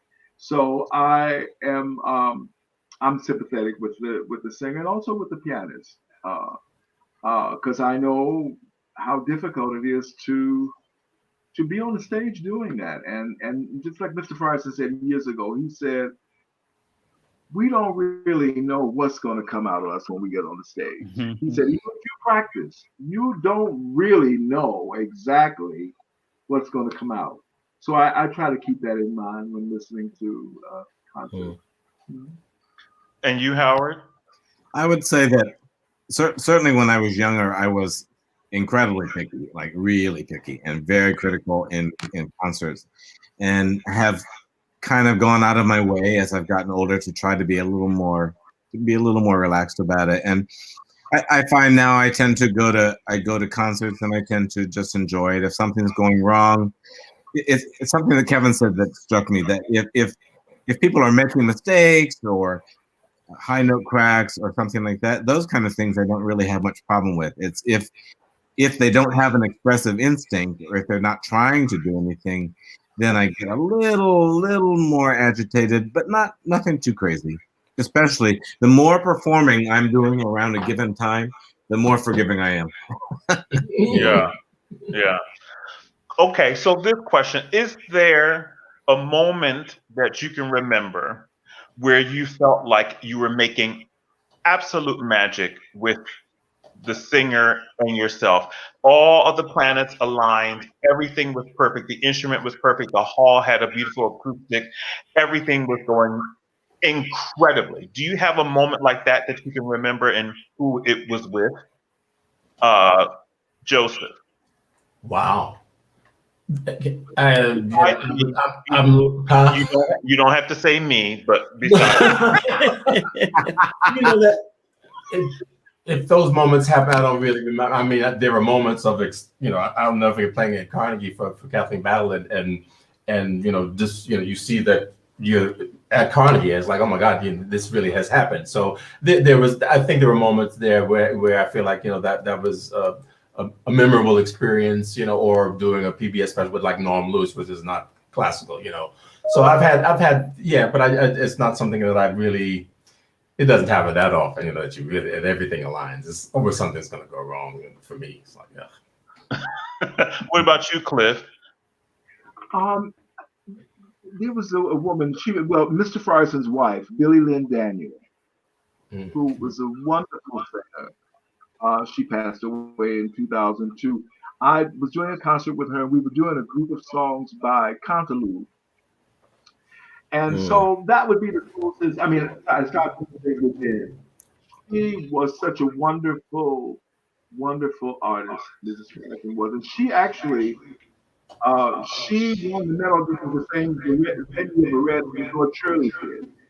But she told me that she just didn't have the kind of aggressiveness that those people had to actually have a career. But I just remember in one of those Cantaloupe songs that I felt like this was the epitome of making music. Yes. Yeah. What about you, Howard? Hard to think of. I mean, I remember one it's a funny place. Not a prestigious venue or anything, but I was doing a summer concert at that Bronco Leone Festival with Scott Piper. I don't know if any of you know Scott. And Scott was singing. We were doing the and there were just some moments in our performance of that where I just felt like everything's just coming together. That piece is amazing. I love that piece. And there were just certain moments where I felt like this is it. This is why I do this. This is why we do this. Yeah. Kevin? A whole performance? I don't know. Maybe like a song or something. I'll take a song. Yikes. I think there was. I mean, I haven't done that much recital, performing. So, there was one concert, I think, on that Hamburg Steinway. The one time it was because it felt like it wasn't me. Like I could do anything, and this instrument would just sound great. So I think that was the moment, and that was in Boston. So I did have like that one particular, a couple of numbers and maybe the song, but other than that, it's never right when I'm playing.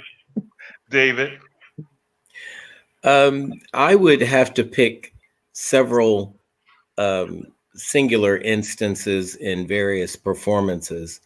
I did a recital at the National Gallery in Washington with my very good friend from Curtis, Daisy Jackson, who's no longer with us. And there were things in that performance, particularly some songs, unpublished songs of Undine Moore, where I just felt like we were having an out-of-body experience. And everything just simply was going so well. And then there was a particular concert here in Philadelphia at First Baptist Church at 17th and Sanson, which was part of a Black History program. And my good friend, tenor Perry Brisbane, was singing from Undine Moore's Scenes in the Life of a Martyr, Martin Luther King, that fantastic tenor aria, Lord Thou Knowest. And it was simply electrifying, his presentation. And for some reason, at the end of that performance, he simply dropped to his knees while holding this incredible high A natural. And I just felt like the whole audience was levitating. And then there was one other particular instance in a restaurant doing, a concert in an Italian restaurant. And the soprano who has sung all of this crazy coloratura stuff sang a performance of one of my favorite songs, Over the Rainbow, from The Wizard of Oz. And I couldn't breathe. It was so magical that you literally had to stop breathing because you were afraid to miss anything. Wow. So, yeah. That's amazing. Amazing. Well, my dear friend Karen has an incredible question that I was going to ask, but I'm glad she put it out there. You all are somewhat of rare breed in that you're all Black men and you all play classical and other things. Do you all think about grooming the next generation of Black collaborative pianists? And where do you think the Black female collaborative pianists are? Because I don't believe I could have put a panel like this together with Black women, sadly. Where do you think that breakdown is? And do you think that through your work, you can help bridge that gap in some way? Who wants to take that? Wow. It's a loaded question. I mean, I don't know any. Sorry, David. Go ahead. I was just about to say that my exposure has been very limited in the sense that, you know, I've always had a weakness for helping young singers, and particularly if there are Black singers that don't have the financial standing to be able to really afford decent coaching. And if I think they have a real great talent, then I go the extra mile and just give them free coachings or what have you. As far as the pianists go, my exposure to that has been limited. You know, right now I'm helping someone who is very, very interested and very challenged by working with singers, and is really, I feel like he is really, really trying to get into this business and figure it all out. And so this is one particular instance where, as we would say, one of our Brown brothers who's doing it, and I think will have a great success with that.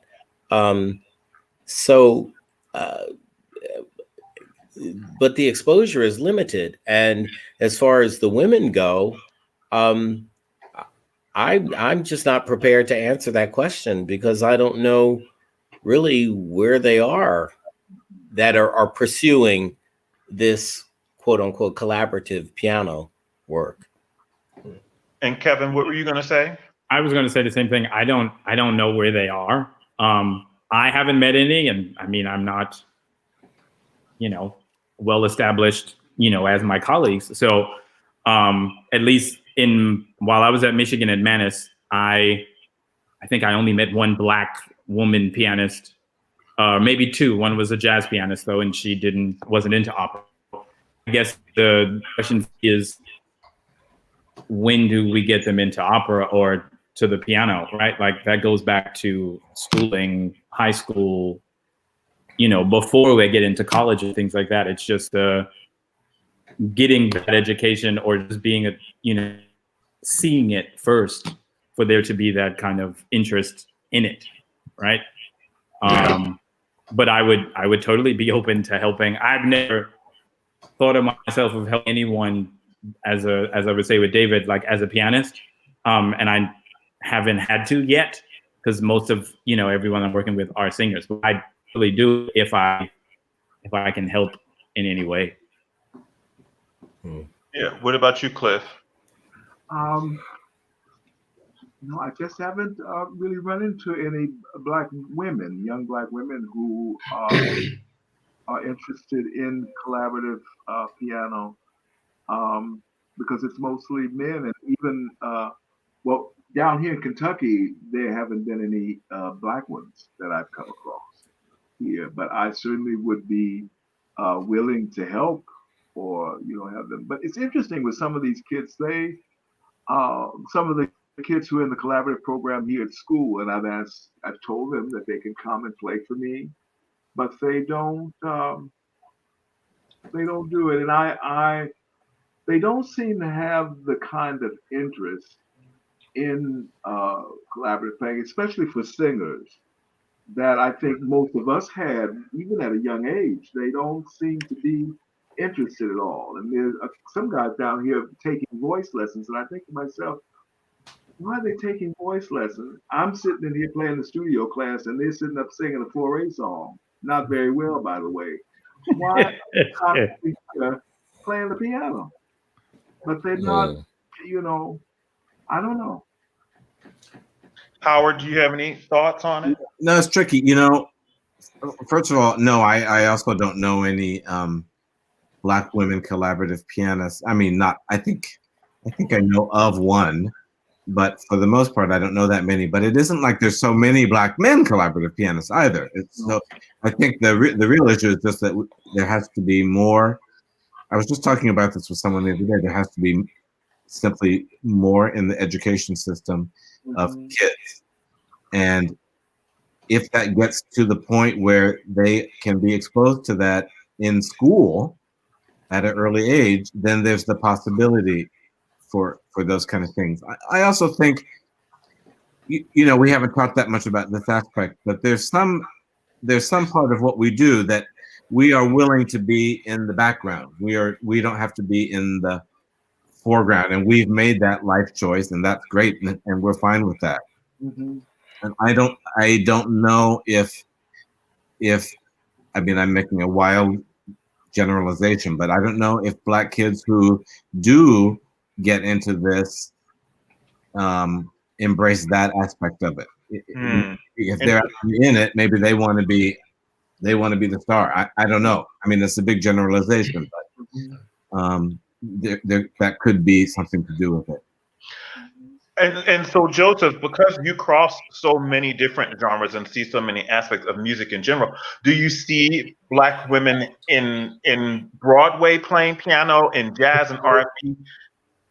There aren't many, and as soon as I get off of this, there's a Zoom I do every Monday night, a group called Muse, Musicians United for Social Equality, and we're trying to identify. First of all, we have to acknowledge that there aren't. I mean, so there are 5 of us, right? You know, I'm talking not including you. I mean, Kenny. I mean, the 5 of us. You know, how many more of us are there? So there is already a minority of what we do. So we have to acknowledge that, and then the fact that we don't even know women. I know some Black women pianists, but I don't know that they're in this field that we're doing. So, and it could be that they're out there, we just don't know of them. So that means already that the younger people coming up don't know, they don't have a lot to see to know as an example. You know what I'm saying? So, I mean, like I said, my hearing Andre at 15 gave me the idea. So if there are 5 of us, there's a whole generation of people that aren't going to get to, we have to figure out how we can spread it around so that there'll be more of us. So I think we have to just be more, we have to be about getting this done and finding out how to make that happen. But because yes, there isn't a lot of us. There are not a lot of females, but then definitely not a lot of Black females. So yeah. It's so interesting. So we got to figure that out, gentlemen. So I might be calling on y'all when Karen and I put our heads together and figure something out, how to get our young Black children interested in at the keys and bring up a different looking generation of people who can play. Because listen, when I know for me, when I have a recital or something coming up, I'm calling one of y'all. I'm calling Kevin. Kevin, I need you to mark it down. I need you to, Joseph, I'm coming over your house. You live 10 minutes away from me. Cliff, I'm being Lexington. Can you coach this, Elijah? So y'all are my go-to folks. Yeah. And I don't want to wear y'all out. Actually, I might. But the thing is that the pool should be a bit wider, and we've got to figure out how to make it so. But gentlemen, I've had y'all here for 2 hours, and it doesn't really. Seem like, oh wow. It doesn't seem like we've been on here for 2 hours, and I could go on talking to you all forever and ever and ever. But I have 2 quick fire last questions before we get out of here. One is, who is your most favorite composer to play? When the job calls you and they said, we need you to play this. Who is that composer? And you're like, yes. Is this like recital stuff or is this opera stuff? Because that, it ain't written for the keyboard. Either. Ooh. Wow. Ooh. Or one from each. Well, if it's piano music, I've listed Chopin is where I go for. But for the literature that I don't know much of, if it's Schubert and Brahms, I'll be okay. I love playing Puccini, and I love the symmetry, balance, and clarity of playing Mozart. Mozart, yeah. Kevin? I like playing Puccini as well, and I sing on the Turismo Heroine, so you know it works. And I mean, I love a good. I like playing a Schumann song, obviously, because it's so involved. But I'd also have to say a Rachmaninoff too. Like those songs, they're just great. Yeah. What about you, Howard? Yeah, I like. I mean, of course, I love playing Puccini. If it's an opera score and it's going to be Puccini, that's fantastic. But I also love Verdi. I love playing Verdi and listening to Verdi. And if it's, I also often enjoy playing Britten a lot. There are a lot of Britten, not even necessarily opera. Sometimes chamber music. Britten cello sonata, fantastic. Britten anything. I just like it. Wow. Okay. Yeah. Cliff? I have to go along and say Puccini, as far as opera goes, and also Mozart. And wow. Then, as for songs, song repertoire, Brahms, Hugo Wolf. Hugo Wolf, yeah. Interesting. It's so funny that you all said Puccini in regards to opera. What is it about him and his operas that you love playing so much? Well, for me, I always quote myself in saying that Puccini is the master emotional manipulator. He knows how to wring you dry with every detail that he's put on the score. And his orchestral reductions are challenging, and they're fun, and they're interesting, and sometimes they're hellishly exciting to play. So that's the thrill that comes to me through Puccini. For me, it's the perfect. Oh, sorry, Howard, go ahead. I was just going to say it's the perfect marriage of words and music, also. So you get really into it's very emotionally connected in a real way, and what's being said shapes the music. Yeah. Yeah. Kevin? I think I would agree, and orchestrally too. It's just so much to dig into, and of course the lines are these long, glorious lines that you can just spin out as best as we can at the keyboard. And he always has the things that you always have to add in when you're doing a vocal score. So I think that some of the fun also is trying to get in those inner lines that are not in the piano vocal and add those in. So, and he has more for me than many, except of course Wagner. But yeah, Cliff. I would have to say that for Puccini, the melodies and the harmonies, and the drama, the emotion behind the music is, and then I always, when I play Puccini, I try to have the orchestra in my ear. Yeah. So you can really spin out those string lines and all that. Now, Joseph, when there was a time whenever I walked into the room and you were there, you would start playing the third act aria from Madama Butterfly and demand that I sing two piccolo and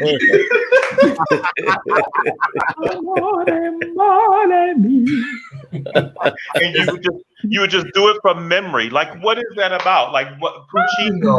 That's just the Leontine Price. My favorite encores, right?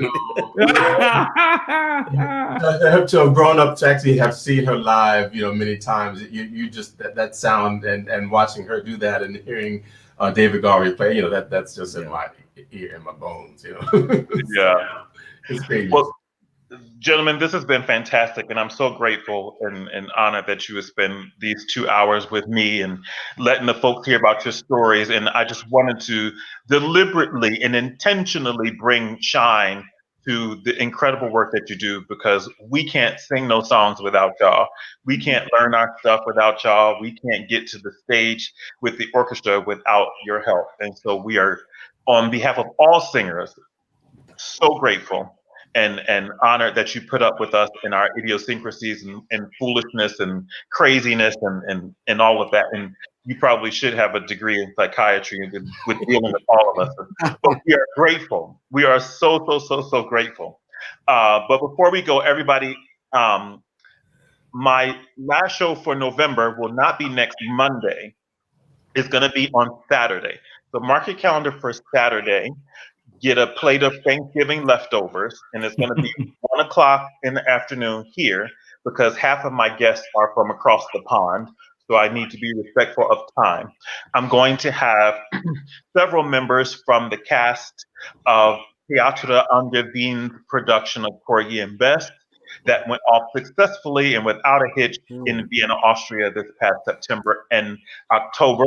So I will have with me tenor Calvin Lee, baritone Eric Green, soprano Mary Elizabeth Williams, mezzo-soprano Tashina Vaughn, soprano Brandy Sutton, and maestro Wayne Marshall. All will be here with me on Saturday at 4 p.m. Make sure you tune in, mark your calendars now, and get your plate and have it warmed up and ready to go.